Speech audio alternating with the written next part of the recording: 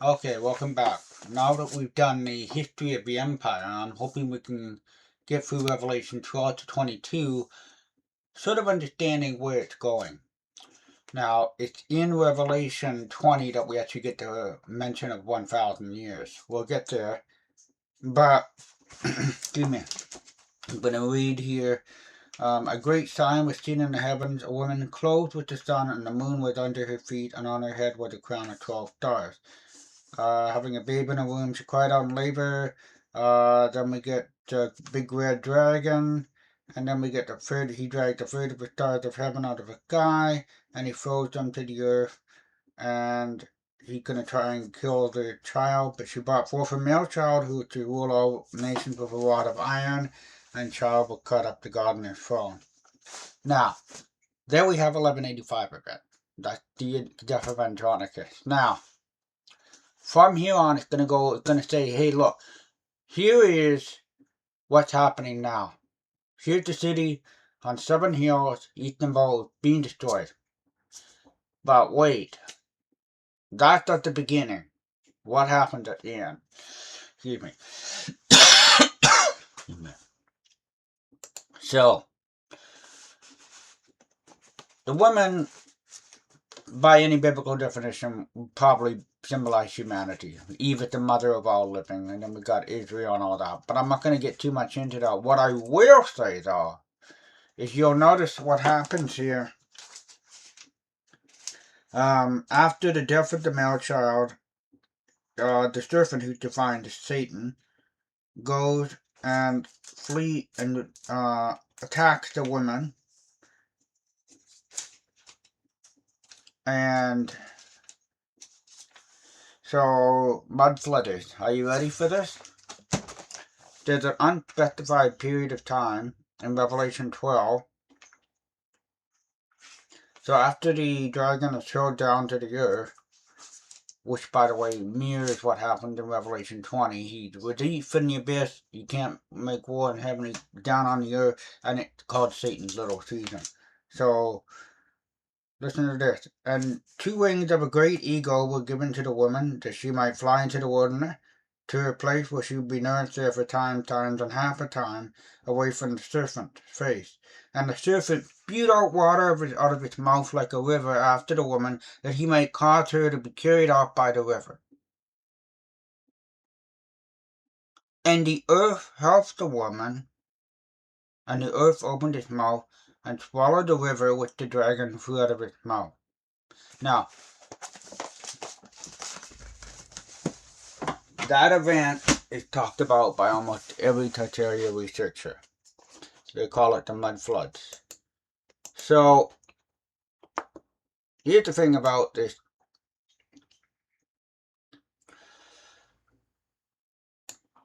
The earth's absorbing it.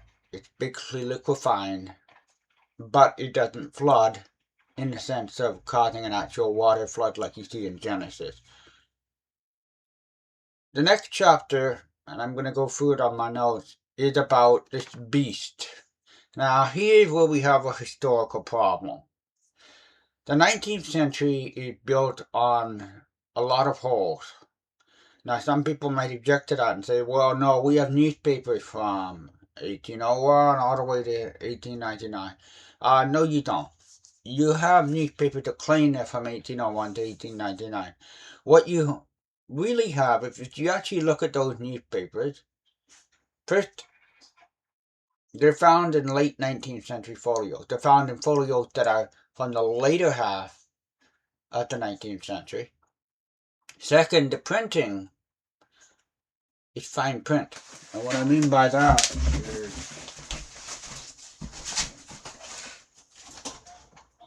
here's an 1871 Bible. That's the fine print I'm talking about. How can you get this fine print? Was only from the mid 19th century on. Fine print done nicely. So you got newspaper before that, really. So here's the problem we have: the 19th century is full of holes, which means that this beast, which, if we place him in the timeline, would seem to look like Napoleon, we don't know which Napoleon it is. Because Napoleon the First and Napoleon the Third have the same life. They do the same things. Napoleon the Second is significant. And that's a 60-year jump right there. So we got a massive problem with Napoleon. Nevertheless, he has his head cut off, so and then he comes back again. And that's what we see with both Napoleons. They go into exile and they come back. All of this is pointing towards one particular time period in the early 19th century. But there are some things you might be wondering. Well, what about the blasphemy? It says he opened his mouth in blasphemy against God. Okay. Napoleon never did that. Oh, yes, he did. He abolished the Holy Roman Empire in 1806. He imprisoned the Pope. He consecrated centers of monastic land, declared himself the ultimate source of global law in the Code Napoleon. He replaced the divine right of a true line with secular state worship. And 1811, 1812, he helped decimate the Kingdom of Georgia, which we're going to point out is basically one of the last remnants of the empire. As for the second beast it talked about, there is an earth-based bureaucracy and a technocracy as well that occurred at the same time. So, now, the mark of the beast. Okay, people think, oh, you're going to get a chip computer. Okay, good. First of all, the New World Order is already here, so we don't need to worry about that. It's already happened. Napoleon, central banks and currency. The system systematically banned, demonetized, and outlawed all the old world regional silver and gold coins, and replaced them with centralized state currency tied directly to the Bank of France, established 1800. And they all had to get a civil registration paper. So, there you have it. Now, in chapter 14, we get the 144,000 come back again. Now, why is this significant here? We saw what it was like back in 1204. Why is it significant when it's pointing to the end of the millennial reign and it says, hey, there's going to be 144,000 down in Mount Zion? Because at the end of this time period, in the 1770s up to about 1812, in the 1770s, there's a guy, according to the Russian version of history, that's the Romanov version of history that we have, there's a guy named Yemelin Pugachev that stands up, and all the old believers say that's the Messiah. They all say that's the Messiah. Catherine says he's claiming that he's Peter the Third who just died. He's claiming he's the Caesar. Well, he probably did claim he was the true Caesar. Did he claim he was Peter the Third? Well, that's what she says. The old believers don't say that. They think that he's Christ. Yemelin, by the way, is Emmanuel, just so you know. And the number of troops he had, pretty close to 144,000. When it says they're not defiled of women, but they're virgins, what that is a war code. It's not to rape, not to pillage, things like that. Now, there is a dual reaping that takes place. The reaping of the righteous, the reaping of the unrighteous in the next chapter. Interesting. Guy Anderson's book Tesla and the Cabbage Patch Kids deals with this subject. There's a massive drop in population after 1812 to 1816. Massive drop in population. Now you can call it the rapture, you can call it the plagues, you can call it just something naturally occurring. You could say this account isn't real, that's fine. But the author is looking ahead to the end of the millennium and saying this is what's going to happen. It just so happens that a lot of this stuff lines up. The wine-pressed blood, it says that the angel thrust the sickle in the earth and gathered the vine of the earth and the great wine-press of the wrath of God. Blood to the horses' bridles. It says there'll be 1,600 furlongs. That's 200 miles. The eyewitness record of the Napoleonic Wars said that there were multi-front battlefields falling across European Russian plains. Now, the vials. Vial 1. Grievous sore on every man. Well, in 1812 to 1816, we get the skin lesions, chemical burns, sudden outbursts, and violent sores. Second and third vial, see becoming blood, every living creature dies, and that's the sulfuric volcanic contamination, which happened because this would become known in 1816, 1815, 1816 to Europe throughout the summer, because of all the soot in the air. Fourth and fifth vial, same sort of thing, climatic collapsing, blocking out the sun. And the sixth vial, on the frontier, the drying up of the boundary, and that was the last stand of Tartary between the kings of the east and the kings of the west. And as I pointed out, this is when Georgia falls. Oh, by the way, the Valley of Medigo, Armageddon, is actually a military choke point in Samartia, Russia.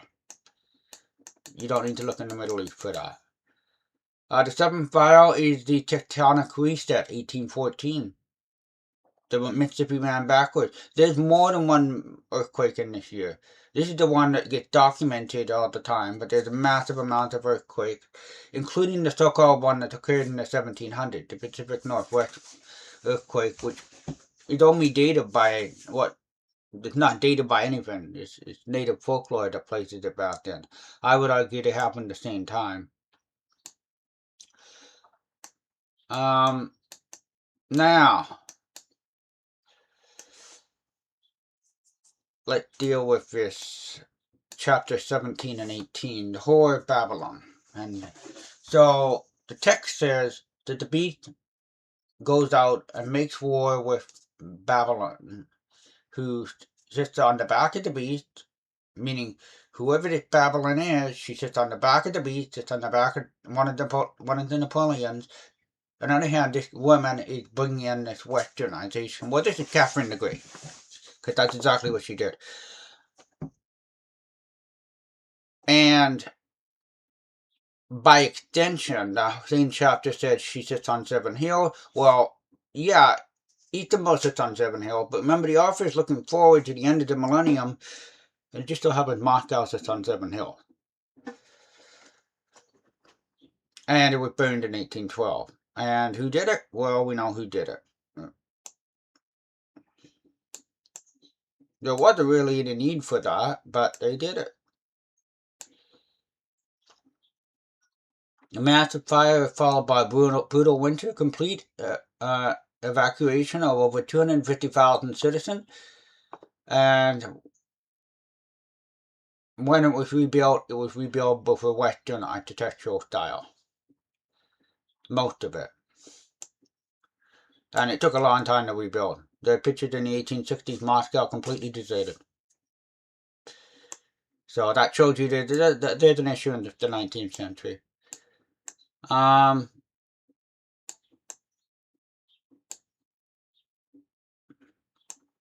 Now,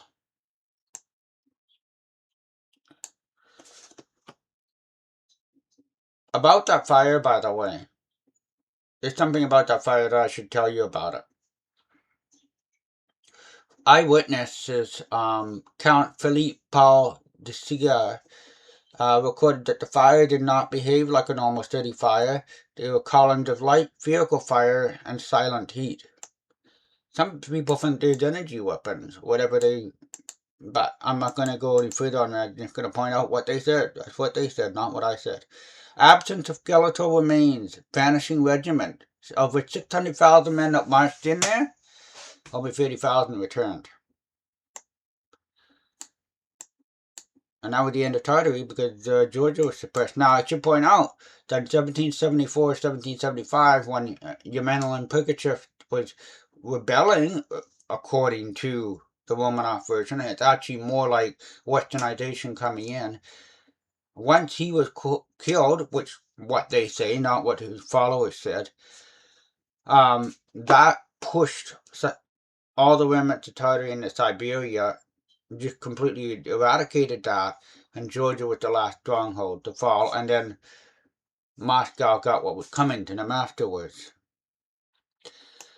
The last part of this chapter 20 describes, well, Satan released, and we've already seen the parallel in chapter 12.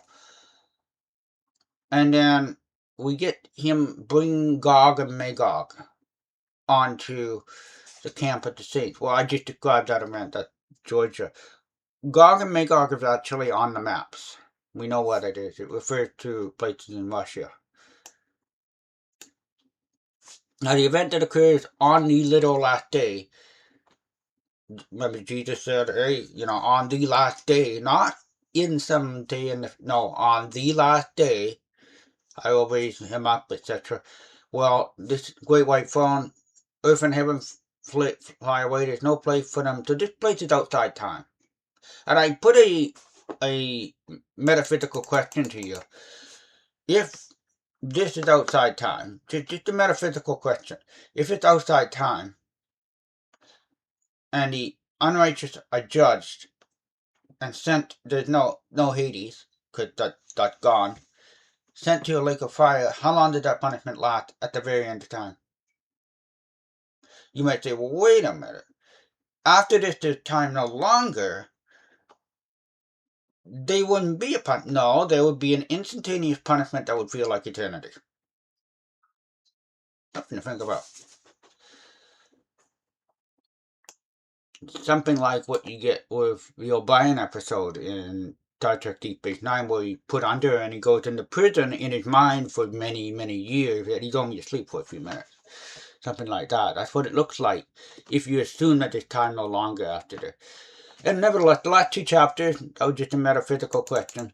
The last two chapters, Force Clear City. Here's the interesting part. Excuse me. This city seems to exist outside time, first of all.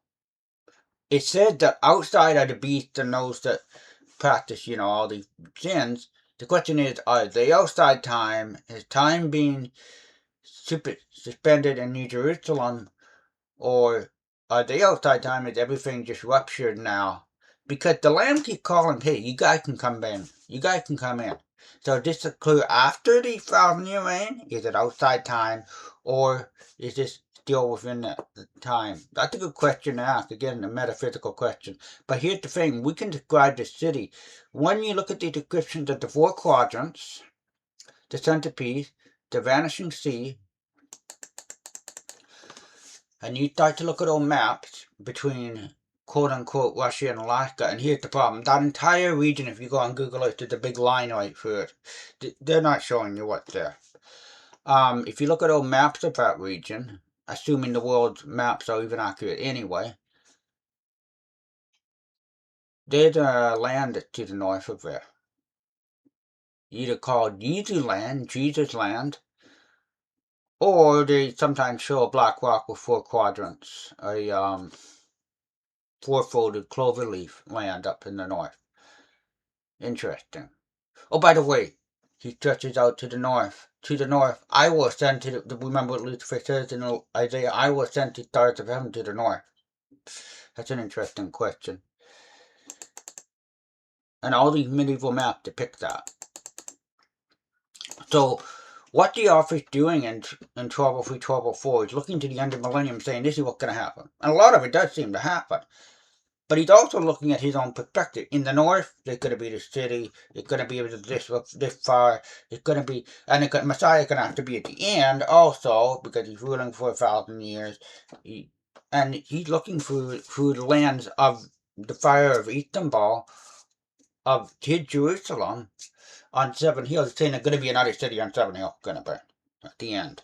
Satan's going to have to be released. And I just want to point one thing out about Satan. Satan appears at the beginning of the Bible, and then he just drops off after the book of Job. You never see Satan again. You see a few mentions in Psalms. You see a possible mention in Chronicles with David. And then he's not mentioned again until Zechariah, at the end of the Old Testament.